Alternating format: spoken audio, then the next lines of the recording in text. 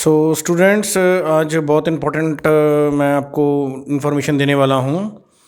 तो ये information regarding आपने देख ही लिया होगा हेडिंग में कि ये एमबीबीएस एडमिशन के लिए है, विच इज़ थ्रू नीट का एग्ज़ाम देके जब हम एमबीबीएस में एडमिशन लेते हैं।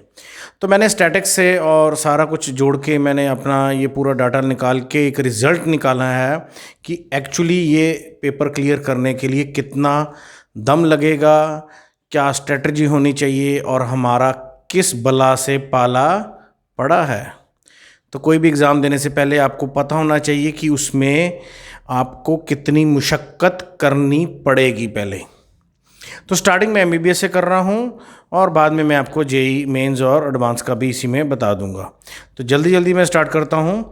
तो इसमें पहले स्टार्ट करने से पहले मैं आपको बता दूँ कि 15% कोटा होता है हमेशा, ऑल इंडिया कोटा, कि 85 स्टेट के बच्चे लेंगे और 15% अदर स्टेट्स के भी आके ले सकते हैं। तो 15% का अगर कोटा अगर मैं लगाऊं तो ये 700 सीट्स निकलती हैं एमबीबीएस की ऑल ओवर इंडिया कॉलेजेस में। कितने कॉलेजेस हैं? 28 कॉलेजेस हैं, 28 कॉलेजेस थ्रू आउट इंडिया, जिसमें ऑल इंडिया का कोटा 15% वाला भरा जाएगा। तो ये सीट्स को इतना ज़्यादा नहीं है, ठीक है। अगर आप जाके करना चाहते हैं उसमें रैंक के हिसाब से आपका होगा। तो अगर मैं आपको बताऊं कि स्टार्टिंग में जो बच्चे नए हैं उनको बता दूं कि ये एक्चुअली ये जो हमारा होता है नीट का एग्ज़ाम, ये एक्चुअली है क्या। तो आप यहाँ से देखिए, मैं स्क्रीन से पीछे होकर समझाता हूँ कि स्टूडेंट्स कितने वहाँ पे अपीयर होते हैं। 13 लाख बच्चे हर साल नीट का एग्ज़ाम देते हैं। उसमें से क्वालिफाई कितने का परसेंटेज क्या है? 50 परसेंटाइल चाहिए आपको। 15 परसेंटाइल का मतलब होता है कि जो टॉपर है, अगर उसके 100 में से 80 मार्क्स आए हैं तो वो 80 जो है वो 100 परसेंटाइल माना जाता है, और बाकी कंपैरेटिवली उससे कितने पीछे हैं वो उससे हमारा परसेंटाइल निकलता है। तो समझ लग गई? नहीं तो आप गूगल करके देख सकते हो। तो इसमें क्या है कि 50 परसेंटाइल वाला पास माना जाएगा, ठीक है। सो 50 परसेंटाइल वाले जो पास होते हैं एक्चुअली उनमें कितना को अप्रॉक्सीमेटली चाहिए होता है? 720 का पेपर होता है, ठीक है। ये देखिए, अगर आपको दिख रहा है तो 720 का ये पेपर है, और 370 उसमें से अगर आपके आएंगे then you will approximately be near 50 percentile. तो आप तभी 50 परसेंटाइल के नज़दीक होंगे।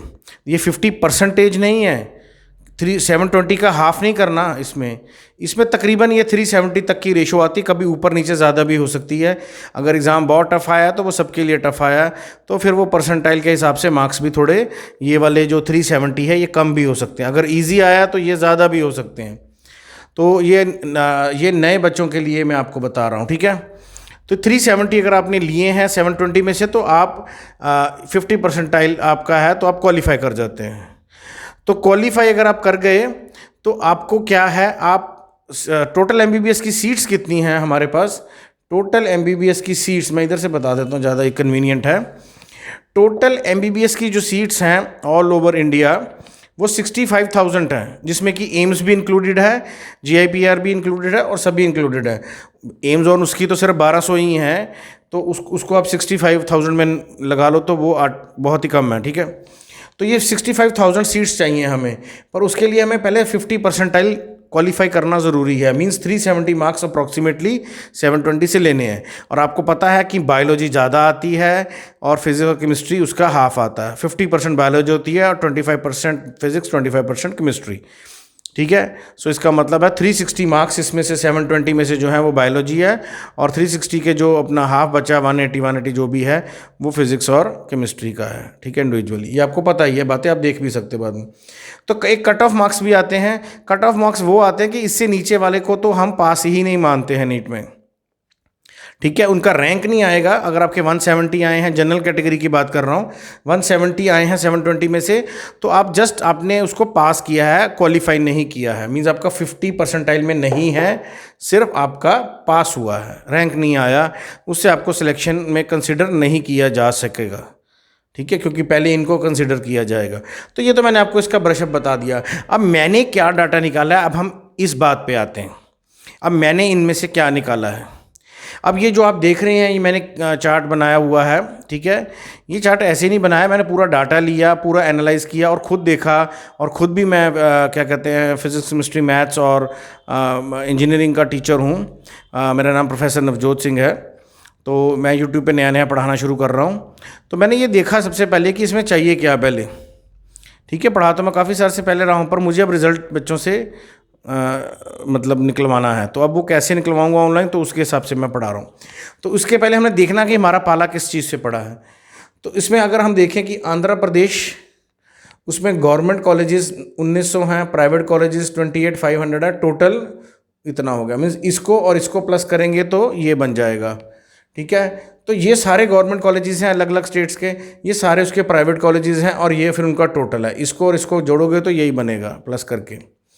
तो डिफरेंट डिफरेंट स्टेट्स में डिफरेंट डिफरेंट हैं, आंध्र प्रदेश, यूपी, महाराष्ट्र, राजस्थान, ऐसे अलग अलग हैं, केरला, कर्नाटका, दिल्ली, तो इनमें है। अब मैंने क्या निकाला कि जो 13 लाख में से 50 परसेंटाइल लेने वाले बच्चे जो हैं वो सिर्फ कितने हैं, वो सिर्फ 4 लाख ही उसमें होते हैं।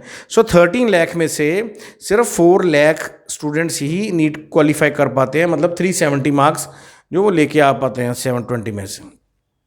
तो इसको कंसीडर, और सीट्स कितनी हैं 65,000। अब 4 लाख में से 65,000 सीट्स एमबीबीएस को देनी थी, उसमें फिर अब कंपटीशन बहुत है। जो नीट में आगे आगे टॉपर्स होंगे, अब ये जेई मेंस और एडवांस का तो है नहीं है कि आप मेंस के बाद एडवांस के लिए कंसीडर, तो ये बात है। तो ये 4 लाख में से ये सिलेक्शन कैसे होती है, उनमें कंपटीशन बहुत है कि नीट में आगे रैंक आना बहुत ज़रूरी है एमबीबीएस की सीट के लिए, ठीक है। जस्ट आपका 50 परसेंटाइल काम नहीं करेगा। तो उसमें सबसे ज़्यादा आंध्र प्रदेश, आपने देखा कॉलेजेस बहुत हैं, और ये भी कॉलेज बहुत। अब जहाँ जहाँ पे गवर्नमेंट कॉलेजेस वहाँ है उधर कंपटीशन बहुत है। अब यूपी वाले सबसे ज़्यादा 85,000 क्वालिफाई करते हैं, ठीक है। ये जो मैंने लिखा हुआ है यहाँ पे, ये सिर्फ क्वालिफाइंग वाला है। सो यूपी के 85,000 है, सबसे मैक्सिमम बच्चे यूपी के क्वालिफाई करते हैं नीट। 50 परसेंटाइल मैक्सिमम यूपी के बच्चों का आ जाता है। महाराष्ट्र के 80,000 50 परसेंटाइल आ जाता है। राजस्थान के 65,000, केरला के 60,000, कर्नाटका के 55,000, दिल्ली के 55,000, और बाकी अदर स्टेट्स के 30,000।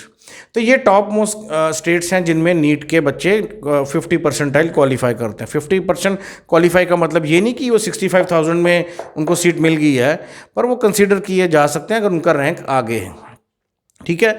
और वैसे भी अगर आपका रैंक आगे नहीं भी है, अगर पीछे भी है, तो आपने क्वालिफाई किया तो आप प्राइवेट कॉलेजेस में भी पेड सीट ले सकते हैं, पर वो फीस बहुत महंगी होती है, इसलिए लोग ज़्यादातर प्रेफर नहीं करते, गवर्नमेंट सीट्स में ही लाने की कोशिश करते हैं।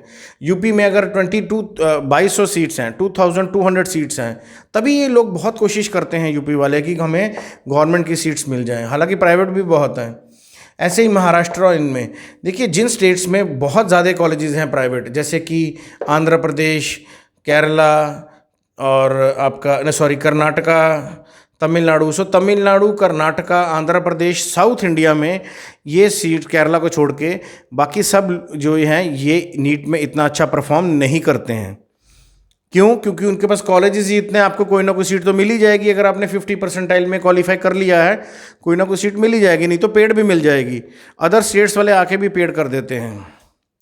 तो ये मैंने डाटा निकाला है कि साउथ इंडिया में केरला, तमिलनाडु और आंध्र प्रदेश इतना अच्छा परफॉर्मेंस नहीं दे रहे नीट में। ज़्यादातर UP, Maharashtra, Rajasthan, north India, Delhi, इनके नॉर्थ इंडिया के बच्चे नीट में ज़्यादा अच्छा परसेंटाइल लेके आ रहे हैं, ज़्यादा अच्छा उनका सिलेक्शन का चांस बन रहा है, क्योंकि नीट में रैंक आगे आ रहा है, ज़्यादा क्वालिफाई भी कर रहे हैं, ठीक है। तो क्वालिफाई करना भी एक बहुत बड़ी बात है।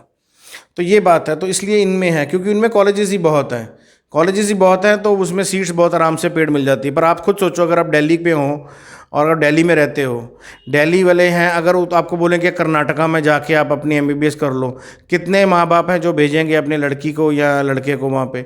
बहुत कम, क्योंकि वहाँ जाके आपको लैंग्वेज ही नहीं समझ लगेगी। मैं वहाँ पे भी रहा हूँ, मैं वहाँ पे हैदराबाद, सिकंदराबाद में, आंध्र प्रदेश में रहा हूँ, और मैंने और भी कई जगह, महाराष्ट्र वगैरह, चेन्नई में भी कुछ देर मैंने वहाँ पे जॉब किया। तो ये बात नहीं है। मैं ऐसी बात अपने एक्सपीरियंस से भी बता रहा हूँ आपको कि वहाँ जाके आपको क्या मिलेगा। आप वहाँ जाके सबसे पहले आप एक ऑटो करेंगे, आपको ऑटो करके उसको समझाना ही नहीं आएगा कि मैंने कहाँ जाना है। आप ऑटो वाले को बोलोगे कि मुझे मेडिकल कॉलेज ले जाओ, तो इधर आपको इंग्लिश में बोलना पड़ेगा, उनको समझ लगे ना लगे। हिंदी में तो उनको बिल्कुल नहीं आता, वो पहले ही बोल देते हैं हिंदी नको, ठीक है। तो ऐसे बहुत सारी बातें हैं। तो आपको लैंग्वेज बैरियर आप वहाँ पे नहीं कर पाएंगे और बहुत डिफ़िकल्ट है। बहुत मजबूरी में जाना पड़े, आपका रैंक अच्छा ना आए तो फिर बात और है, फिर आप जा सकते हैं, वरना आप अपनी स्टेट में ही लेने की कोशिश करेंगे। और ऑल इंडिया कोटे में आप वैसे भी 15% ही हैं, तो ज़्यादा नहीं है।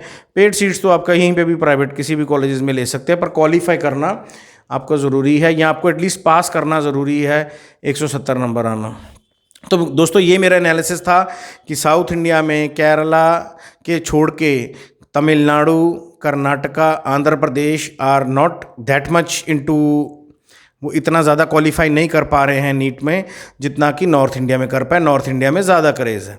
क्यों, इसका मैं आपको आगे बताता हूँ अभी 2 मिनट में। कि इसलिए कहा मैंने क्योंकि उसका जेई में, एडवांस में या मेंस में उसका ज़्यादा असर है। साउथ इंडिया के लोग ज़्यादातर जेई मेंस और एडवांस में आगे हैं। वो इंजीनियरिंग और टेक्नोलॉजी में साउथ इंडियन लोग जो हैं वो ज़्यादा उसमें इंटरेस्टेड हैं, ठीक है। नो डाउट वो उसमें भी होंगे, मेडिकल में भी, पर वो इतना ज़्यादा नहीं है क्योंकि वहाँ कॉलेजेस बहुत ज़्यादा हैं, ठीक है। तो इसको मैं यहीं रैप करता हूँ। मैं अगले साथ में इसके एक और भी वीडियो बनाऊँगा, जो आप यहाँ पे मैंने दूसरे बोर्ड पे लिखा है, आप उसको भी ज़रूर चेक करना कि एडवांस और बच्चे क्यों नहीं करते, या कितना उसका स्टैटिक्स है, और मेंस के लिए क्या है और कैसा नहीं है। तो ये नए बच्चों के लिए ज़्यादातर, ये मेरा वाला वीडियो जो है नए बच्चों के लिए है ज़्यादातर। और पुराने बच्चे जो हैं वो इसमें से डाटा देख सकते हैं कि आपको कंपटीशन करने के लिए किन स्टेट से आपका कंपटीशन होगा, किस तरह के बच्चे तैयारी कर रहे हैं, क्या वो घर में बैठे बैठे 14-14 घंटे पढ़ रहे हैं, और वो किस तरह के बच्चे पढ़ रहे हैं, ताकि आपको पता तो लगे कि आप वहाँ जा रहे हो, आप सोच रहे हो कि मैं बहुत पढ़ के आया हूँ तो शायद मेरे से ज़्यादा कोई मेहनत करके नहीं आया। नहीं भाई, ऐसा नहीं है।